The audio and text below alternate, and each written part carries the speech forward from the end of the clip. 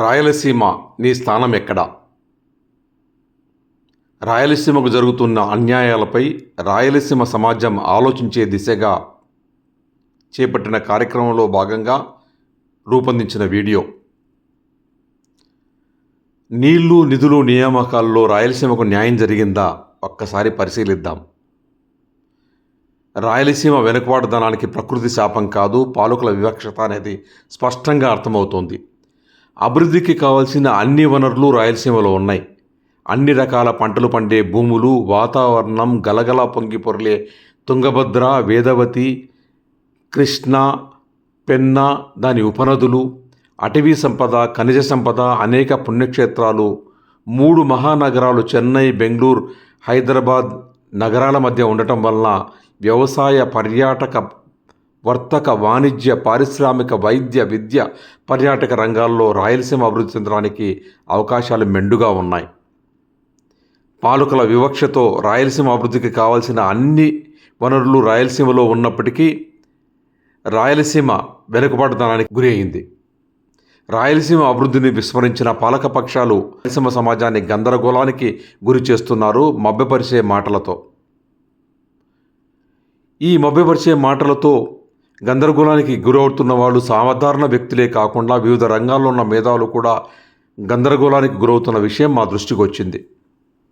రాయలసీమకు జరుగుతున్న అన్యాయాలపై రాయలసీమ సమాజాన్ని జాగృతం చేయడానికి ప్రధానంగా క్షేత్రస్థాయి కార్యక్రమాలను రాయలసీమ సాగునీటి సాధన సమితి దశాబ్ద కాలంగా నిర్విఘ్నంగా నిర్వహిస్తున్నది. కానీ పత్రికా రంగ వివక్షత వల్ల రాయలసీమ సమాజ చైతన్యం కోసం రాయలసీమ సాగునీటి సాధన సమితి నిర్వహిస్తున్న కార్యక్రమాల సమాచారం కూడా రాయలసీమ సమాజానికి విస్తృతంగా చేరడం లేదు.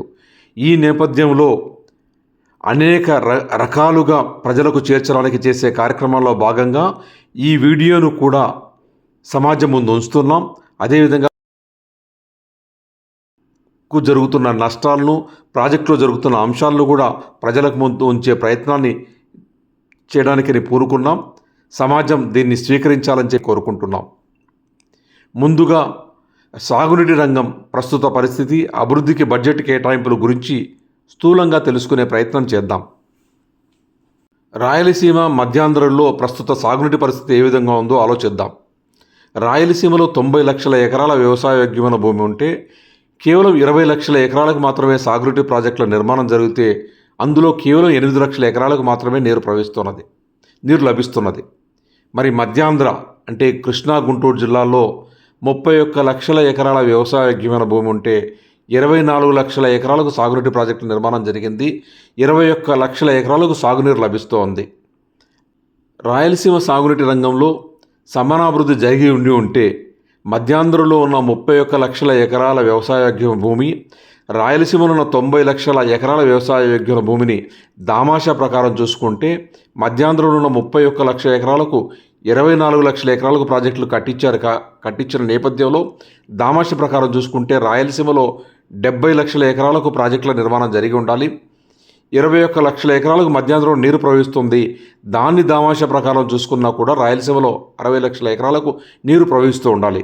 కానీ దౌర్భాగ్యం, నిర్మించిన 20 లక్షల ఎకరాల్లో కూడా 8 లక్షల ఎకరాలకు కూడా నీరు పారని పరిస్థితి ఉంది. అంటే 8 లక్షలకు 60 లక్షలకు ఎంత వ్యత్యాసం ఉందో అర్థమవుతోంది, మనకు తెలుస్తోంది.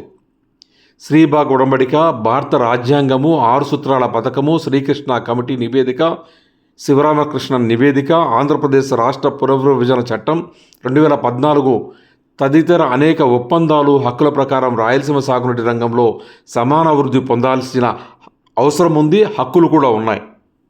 కానీ రాయలసీమ ఆంధ్రప్రదేశ్లో 41% భూభాగం కలిగి ఉంటే కేవలం 15% బడ్జెట్ నిధులను మాత్రమే గత 10 సంవత్సరాలుగా రాష్ట్రం విడిపోయిన 2014 నుండి 2024 వరకు 2 ప్రభుత్వాలు కలిసి రాయలసీమలో ఖర్చు పెట్టింది కేవలం 15%.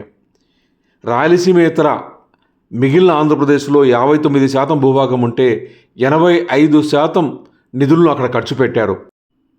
రాయలసీమ సమానాభివృద్ధి సంగతి అటుంచి అభివృద్ధి చెందిన ప్రాంతంలో అంతరం పెరగకుండా ఉండాలంటే కూడా రాయలసీమ భూభాగం ఎంత ఉందో 41% బడ్జెట్ను రాష్ట్ర సాగునీటి బడ్జెట్లో రాయలసీమ కేటాయించాల్సి ఉంటే కేవలం 15% చేసి రాయలసీమ అభివృద్ధి చెందిన ప్రాంతాల మధ్య అంతరం మరింత పెరిగేలాగా పాలకుల చర్యలు కనపడుతూ ఉన్నాయి. ఈ నేపథ్యంలో రాయలసీమ సాగునీటి అభివృద్ధికి నిధులకై నిర్దిష్టమైన డిమాండ్ను అన్ని రాజకీయ పార్టీల ముందు ఉంచుతున్నాం. రాష్ట్ర సాగునీటి బడ్జెట్లో 50% నిధులు రాయలసీమకు కేటాయించాలి. రాయలసీమలో నిర్మించిన 20 లక్షల ఎకరాల్లో కేవలం 8 లక్షల ఎకరాలకు మాత్రమే నీరు లభిస్తూ ఉంది. తుంగభద్ర, కృష్ణా, పెన్నా నదుల్లో నీరు ప్రవహిస్తున్నప్పటికీ ఈ ప్రాజెక్టులకు నీరు అందని నేపథ్యంలో వీటికి ప్రధాన కాలువల యొక్క పంట కాలువల సామర్థ్యం లేకపోవడం, రిజర్వాయర్లు లేకపోవడం, పంట కాలువలు లేకపోవడం వల్ల ఇది నష్టం జరుగుతోంది. కాబట్టి వచ్చే 5 సంవత్సరాల కాలంలో 50% రాష్ట్ర సాగునీటి నిధుల నుండి రాయలసీమకు కేటాయించాలని ఒక ప్రధానమైన డిమాండ్ను అన్ని రాజకీయ పార్టీల ముందు ఉంచుతున్నాం. సమాన అభివృద్ధికి ప్రత్యేక ఇరిగేషన్ కమిషన్ ఏర్పాటు చేసి రాయలసీమలో ఉన్న ప్రతి ఒక్క ఎకరాకు కనీసం 6 తొడి పైరికైనా నీరు అందించడానికి ప్రత్యేక ఇరిగేషన్ కమిషన్ ఏర్పాటు చేసి చెరువుల నిర్మాణం, పునరుద్ధరణ చేపట్టాలని ఒక ప్రధానమైన డిమాండ్ను అన్ని రాజకీయ పార్టీల ముందు ఉంచుతున్నాం. ఏకైక రాజధాని రాయలసీమ భవిష్యత్తు అనే అంశంపై పరిశీలన చేద్దాం. పాలకులు ఎంచుకున్న ఏకైక రాజధాని అమరావతి విధానంలో నిధుల కేటాయింపులు, యువతకు ఉద్యోగ అవకాశాల కల్పన రాయలసీమ అభివృద్ధికి ఏమైనా దోహదపడిందా తెలుసుకునే ప్రయత్నం చేద్దాం. ఈ నేపథ్యంలో అమరావతిలో జరుగుతున్న ఏకైక రాజధాని నేపథ్యంలో జరుగుతున్న సంఘటనలను, ఆంధ్రప్రదేశ్ రాష్ట్ర అవసరాల కోసం నిర్మించిన శ్రీశైలం ప్రాజెక్టు నిర్మాణానికి భూములు త్యాగం చేసిన రాయలసీమ రైతుల త్యాగానికి పరిహారం ఏ విధంగా ఉందో తెలుసుకునే ప్రయత్నం ఒకసారి చేద్దాం.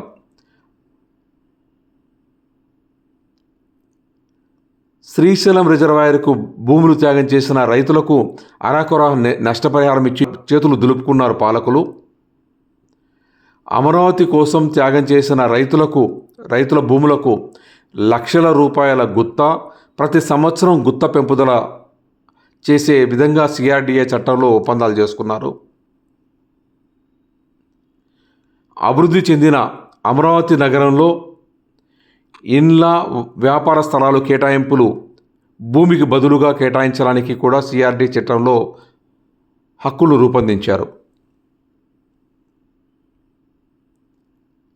నిర్వాసితుల్లో కేవలం కొద్ది శాతం మందికి మాత్రమే అత్యంత చివరి స్థాయిలో ఉన్న లష్కర్ ఉద్యోగాలను ఇచ్చారు. అమరావతి రైతులకు భూమి త్యాగానికి బదులుగా అమరావతిలో అభివృద్ధి చెందుతున్న సెక్రటరియట్, హైకోర్టు, విద్య, వైద్య, పర్యాటక, వాణిజ్య, సాంకేతిక, క్రీడా, విజ్ఞాన నవకేంద్రాల ఏర్పాటుతో ఆర్థిక అధికార కేంద్రంగా అభివృద్ధి కేంద్రీకరణ చేస్తూ ఆ కేంద్రాలలో ఈ ప్రాంతం వారికి ఉద్యోగ అవకాశాలు కల్పిస్తామనే హక్కును కూడా సిఆర్డి చట్టంలో తీసుకొచ్చారు. రాష్ట్ర స్థాయి ఉద్యోగాల్లో రిజర్వేషన్ కల్పించకుండా కేవలం కర్నూలు జిల్లా ఉద్యోగాల్లో రిజర్వేషన్ కల్పించి శ్రీశైలం నిర్వాసితులకు తీవ్ర ద్రోహం చేశారు పాలకులు. ఏకైక రాజధాని అంటూ రాష్ట్రానికి చెందిన నవకేంద్రాల్లో ఆ ప్రాంతం వారికి ఉద్యోగాలు కేటాయింపు చేసే విధానాన్ని సిఆర్డిఏ చట్టంలో తీసుకొచ్చేసి రాయలసీమ యువతకు తీవ్రమైన ఉద్యోగ అవకాశాలు లేకుండా వారి భవితకు గండి కొట్టే పరిస్థితులను తీసుకొచ్చిన వైనం ఈరోజు మనకు స్పష్టంగా కనపడుతూ ఉంది. ఈ నిర్వాసితులకు చేసిన నష్టపరిహారం అంశాలను ఒకసారి పరిశీలిస్తే రాయలసీమ అమరావతి రైతుల త్యాగాన్ని వెలగట్టడంలో ఉన్న వివక్షతను రాయలసీమ సమాజం తెలుసుకుంది. సూటిగా రాజకీయ వ్యవస్థను ప్రశ్నిస్తోంది. ఏకైక రాజధాని అమరావతి అంటూ అభివృద్ధి, నిధులు, ఉపాధి, ఉద్యోగాలు అన్నీ అమరావతికి భూములు ఇచ్చిన వారికే కల్పిస్తుంటే శ్రీశైలం రిజర్వాయర్కు భూములు త్యాగానికి ఫలితంగా శ్రీశైలం రిజర్వాయర్ నీరంతా రాయలసీమకే కేటాయించడానికి పాలకులు సిద్ధమా అనే ప్రశ్నను రాజకీయ పార్టీల ముందు ఉంచుతోంది. కేంద్రీకృత అభివృద్ధి సీమ యువతకు గండి కొడుతోంది. రాష్ట్ర సచివాలయము, శాసనసభ, హైకోర్టుతో పాటు నవకేంద్రాలు రాష్ట్ర నిధులతో అమరావతిలో ఏర్పాటుతో కేంద్రీకరణ అభివృద్ధి చేపట్టడం మరియు ఉపాధి, ఉద్యోగ అవకాశాలు అన్నీ అమరావతి ప్రాంతం వారికే కల్పించడం రాయలసీమ యువత భవితకు తీరని ద్రోహాన్ని కలుగజేస్తోంది. ఈ నేపథ్యంలో అన్ని రాజకీయ పార్టీల ముందు ఒక డిమాండ్ ఉంచుతున్నాం. రాజధాని లేదా హైకోర్టు ప్రధాన కేంద్రం కర్నూలులో ఏర్పాటు చేయాలి. రాజధాని, రాష్ట్ర స్థాయి కార్యాలయాలు 40% ఉద్యోగాలు రాయలసీమ యువతకు కేటాయించాలి. రాష్ట్ర స్థాయి కార్యాలయాలు, కార్పొరేషన్లో 40% రాయలసీమలో ఏర్పాటు చేయాలి. శ్రీబాగ్ ఒడంబడికని గౌరవిస్తున్నాం. 3 రాజధానుల విధానం ప్రకటనలతో రాయలసీమకు ఏమాత్రం మేలు జరిగిందో తెలుసుకునే ప్రయత్నం చేద్దాం. శ్రీబాగ్ ఒడంబడికను గౌరవిస్తామని ప్రకటించిన పాలకులు ఏమాత్రం గౌరవించారో తెలుసుకునే ప్రయత్నం చేద్దాం. శ్రీబాగ్ ఒడంబడిక స్ఫూర్తితో అక్టోబర్ 1న ఏర్పాటైన తెలుగు రాష్ట్రం యొక్క అవతరణ దినోత్సవాన్ని అక్టోబర్ 1వ తారీఖున కాకుండా తెలంగాణ ఆంధ్ర రాష్ట్రంతో కలిసిన నవంబర్ 1వ తారీఖున ఆంధ్రప్రదేశ్ రాష్ట్ర అవతరణ దినోత్సవం జరిపి శ్రీబాగ్ ఒడంబడికను అగౌరవపరిచింది ప్రస్తుత ప్రభుత్వం. 3 రాజధానుల ఊహల పల్లికలో ఊరిస్తూ కర్నూలులో హైకోర్టు ఏర్పాటుకు సంబంధించిన ప్రతిపాదనలు కూడా కేంద్రానికి పంపక, కృష్ణానది యాజమాన్య బోర్డు కార్యాలయం ఏర్పాటును కర్నూలులో చేపట్టక కేవలం ప్రకటనలనే ఊరిస్తున్నారు పాలకులు. 3 రాజధానులు అంటున్న ప్రభుత్వం కొసమెరుపుగా న్యాయ రాజధానిలో భాగమైన శ్రీబాగ్ ఒడంబడికలో అత్యంత కీలకమైన సాగునీటికి సంబంధించిన కృష్ణానది యాజమాన్య బోర్డు కార్యాలయం విశాఖపట్నంలో ఏర్పాటుకు పాలకులు తీసుకున్న నిర్ణయం బట్టి వారి చిత్తశుద్ధిని మనం అర్థం చేసుకోవచ్చు. ఈ నేపథ్యంలో శ్రీబాగ్ ఒడంబడిక స్ఫూర్తితో రాజధాని లేదా హైకోర్టును రాయలసీమలో ఏర్పాటు చేయాలనే డిమాండ్ను అన్ని రాజకీయ పార్టీల ముందు ఉంచుతున్నాం. కృష్ణానది యాజమాన్య బోర్డు కార్యాలయం కర్నూలులో ఏర్పాటు చేయాలి.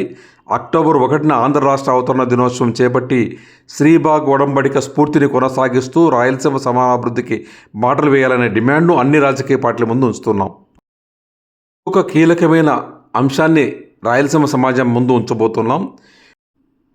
పాలక ప్రతిపక్షాలు ఆంధ్రప్రదేశ్ రాష్ట్ర జీవనాడిని విశేష ప్రాచుర్యం కల్పిస్తున్న పోలవరం ప్రాజెక్టు వలన రాయలసీమకు కలిగిన లాభాల గురించి తెలుసుకునే ప్రయత్నం చేద్దాం.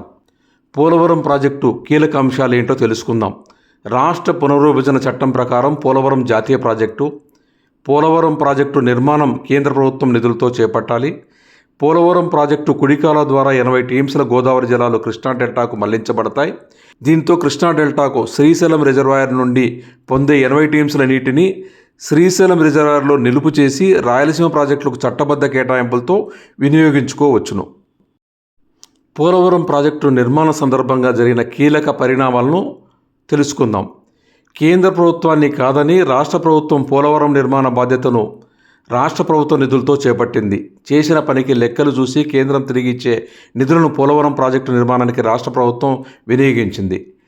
దీనితో రాష్ట్ర విభజన చట్టం 2014 అనుమతించిన రాష్ట్ర ప్రభుత్వ నిధులతో పూర్తి చేయాల్సిన తెలుగుగంగ, గాలేరు నగరి, హంద్రీనీవా, వెలుగొండ ప్రాజెక్టులకు నిధుల లేమితో వాటి పురోభివృద్ధి కుంటుపడింది. ఇదే సందర్భంలో పోలవరం ప్రాజెక్టు కుడికాల నిర్మాణం ఫలితాలను తక్షణమే పొందాలని, దీనికి తాత్కాలిక ప్రాజెక్టుగా పట్టిసీమ ప్రాజెక్టును మేఘాల మీద పాలకులు పూర్తి చేశారు. పోలవరం కుడికాలువ ప్రయోజనాలను పట్టిసీమ పూర్తిగా నిర్వహిస్తున్నది. పాలకులు ఈ ప్రాజెక్టుల ద్వారా ఆదాయ 80 టీఎంసీల నీటిని శ్రీశైలంలో నిల్వ ఉంచేసి రాయలసీమకు చట్టబద్ధంగా ప్రకటనలు చేశారు. ప్రకటనలకు మాత్రమే పరిమితయ్యారు. ఆ దిశగా అడుగులు వేయడంలో వివక్షతను ప్రదర్శిస్తున్నారు. ఈ వివక్షత వలన శ్రీశైలం రిజర్వాయర్లో నీటికి బదులుగా బురద మాత్రమే రాయలసీమ మిగులుతున్నది. పోలవరం కుడికాలువ లేదా దాని పట్టిసీమ నిర్మాణం వల్ల జరిగే అంశాలపై రాజకీయ పార్టీల మీద స్పష్టమైన డిమాండ్ మేము ఉంచుతున్నాం. పోలవరం కుడికాలువ ద్వారా ఆదాయ కృష్ణా జలాలపై రాయలసీమకు చట్టబద్ధమైన హక్కు ఉంది. రాష్ట్ర విభజన చట్టం ఆ హక్కును కల్పించింది. పోలవరం కుడికాలువకు తాత్కాలిక ప్రాజెక్టుగా పట్టిసీమ నిర్మాణం జరిగింది, సమర్థవంతంగా పనిచేస్తుంది. పట్టిసీమ పూర్తయినందువల్ల పాలకులు ప్రకటించినగా 20 టీఎంసీల కృష్ణా జలాలను హక్కుగా రాయలసీమకు తక్షణమే కేటాయించాలి. ఆ దిశగా అన్ని రాజకీయ పార్టీలు పనిచేయాలనే డిమాండ్ను రాజకీయ పార్టీల ముందు ఉంచుతున్నాం. ఆంధ్రప్రదేశ్ రాష్ట్రంలో ప్రధాన అంశాలు రాజకీయ పార్టీలకు ఏమి, రాయలసీమ అంశాలు వారి దృష్టిలో ఏమైనా ఉన్నాయా, ఆంధ్రప్రదేశ్ రాష్ట్రంలో రాయలసీమ అంతర్భాగమేనా అన్న భావన వారికి ఏమైనా ఉందా లేదా తెలుసుకునే ప్రయత్నాన్ని చేద్దాం. ఆంధ్రప్రదేశ్లో ఉన్న అన్ని రాజకీయ పార్టీల ఆరాటమంతా పోలవరం నిర్మాణం, అమరావతి రాజధాని, విశాఖ ఉక్కు, విశాఖ రైల్వే జోను, ప్రత్యేక హోదా అంశాల కోసమే తప్పించి రాయలసీమకు సంబంధించిన కీలకమైన అంశాలు, వెనకబడిన రాయలసీమ ప్రాంతంపై మౌనంగా ఉన్నారు. కీలకమైన అంశాలు అభివృద్ధి వికేంద్రీకరణతో రాయలసీమ సమానాభివృద్ధి, రాయలసీమ యువతకు భవిష్యత్తు అనే అంశంపై వారు మాట్లాడరు. పట్టిసీమ ద్వారా ఆదాయన కృష్ణా జలాలు రాయలసీమ కేటాయింపు గురించి మాట్లాడరు. సాగునీటి బడ్జెట్ కేటాయింపులో రాయలసీమ పట్ల తీవ్ర వివక్షత ఉన్నవారు మాట్లాడరు. జూలై 8, 2020 జీవో నెంబర్ 365 ద్వారా రాయలసీమలోని సాగునీటి నిర్మాణాలు అర్ధాంతరంగా నిలుపుదల చేసిన 5 సంవత్సరాల వరకు వీటి ప్రస్తావన ఎత్తరాదని ప్రభుత్వ ఉత్తర్వులు జారీ చేసిన ఏ రాజకీయ పార్టీకి కూడా ఈ అంశమే సీరియస్ అంశంగా లేదు. రాష్ట్ర విభజన చట్టంలో పొందుపరిచిన రాయలసీమ ప్రత్యేక ప్యాకేజీ, రాయలసీమలో జాతీయ స్థాయి వ్యవసాయ విశ్వవిద్యాలయము, కడప ఉక్కు, గుంతకల్లు రైల్వే జోను, అనంతపూర్లో All India Institute of Medical Sciences, Dummugudem Nagarsagar tail pond project తదితర అంశాలు వీరికి అంశాలే కాదు, వారి దృష్టిలోనే లేవు. రాయలసీమలో నిర్మాణంలో ఉన్న 4 ప్రాజెక్టులు తెలుగంగ, గాలేరు నగరి, హంద్రీనీవా, వెలుగొండ ఉత్సవ విగ్రహాలుగా మారిపోతున్న నేపథ్యంలో రాజకీయ పార్టీలు, పాలకులు ఆ అంశాలే వాటికి పట్టని ఎట్టుగా నడుస్తున్న విషయాన్ని రాయలసీమ సమాజం ముందు ఈ వీడియో ద్వారా ఉంచదలుచుకున్నాం. బ్రిజేష్ కుమార్ ట్రిబ్యునల్ ద్వారా ఈ ప్రాజెక్టులకు మిగులు జలాలు వాడుకునే హక్కును కోల్పోతూ ఉన్నాయి.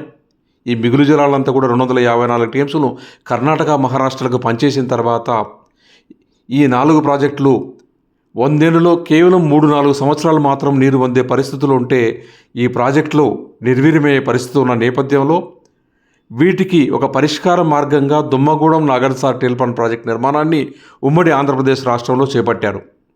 ఈ ఉమ్మడి ఆంధ్రప్రదేశ్ రాష్ట్రంలో చేపట్టిన ప్రాజెక్టును రాష్ట్ర విభజన చట్టం కూడా అనుమతించింది.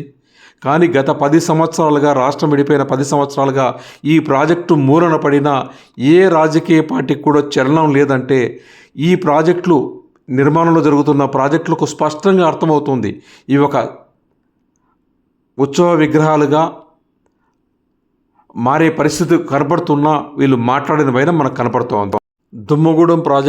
Dummagudem Nagarsagar tail pond project నిర్మాణం చేపట్టకపోవడం వల్ల ఈ 4 ప్రాజెక్టులు శిథిల నిర్మాణాలుగా మిగిలిపోయే భవిష్యత్తు స్పష్టంగా కనపడుతున్న పాలకులకు కానీ, రాజకీయ పార్టీలకు కానీ చీమ కొట్టిన లేదంటే చాలా బాధాకరమైన. రాయలసీమలో ఏం జరుగుతున్నది తెలిపే సమాచారం మీ ముందుంచాం. రాయలసీమ భవిష్యత్తుపై ఆలోచన చేద్దాం, సమాజాన్ని చైతన్యం చేద్దాం, రాజకీయ నాయకులను ప్రశ్నిద్దాం, పాలకులపై ఒత్తిడి పెంచుదాం, భావి తరాలకు భవిష్యత్తునిద్దాం. మన భవిష్యత్తు మన చేతుల్లోనే ఉందనే విషయాన్ని గుర్తుంచుకోవాలని చెప్పి సమాజానికి అంతా కూడా విజ్ఞప్తి చేస్తూ ఉన్నాం. రాబోయే సార్వత్రిక ఎన్నికల్లో మన ఓటు కోసం వచ్చే రాజకీయ నాయకులను మన నీళ్లు, నిధులు, నియామకాల గురించి ప్రశ్నిద్దాం. రాయలసీమ సమానాభివృద్ధికి నిర్దిష్ట హామీలకే డిమాండ్ చేద్దాం. రాజధాని లేదా హైకోర్టు ప్రధాన కేంద్రం రాయలసీమలో ఏర్పాటు, హక్కులున్న నీటిని వినియోగించుకోవడానికి చేపట్టవలసిన సాగునీటి నిర్మాణాలు, రాయలసీమ సమానాభివృద్ధికి ప్రత్యేక సాగునీటి కమిషన్ ఏర్పాటు, రాయలసీమ యువతకు ఉద్యోగాల్లో అవకాశాలు, రాష్ట్ర విభజన చట్టంలోని రాయలసీమ హక్కుల అమలు అంశాలపై స్పష్టంగా ఈ పత్రంలో పొందుపరిచిన అనేక కీలక అంశాలపై సంతృప్తికరంగా చిత్తశుద్ధితో స్పందించిన వారికి జై కొడదాం. ఆ దిశగా వారిని ప్రశ్నిద్దాం. మన యువత భవితకై పోరాడదాం. మన యువత భవితను పదిలం చేద్దాం. జై రాయలసీమ, జై జై రాయలసీమ.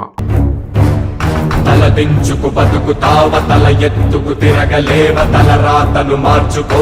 ఒకడిగా నువ్వు పుట్టలేద, ఒకడిగా నువ్వు చచ్చిపోవ, ఒకడిగా పోరాడలేవ, నిద్రలేచిరారా. నీ ఓటుని నీ వేటుకే వాడుతుంటే వింతగా, జుట్టు పట్టి రచ్చ కీర్చి నిలదీయవ నేరుగా.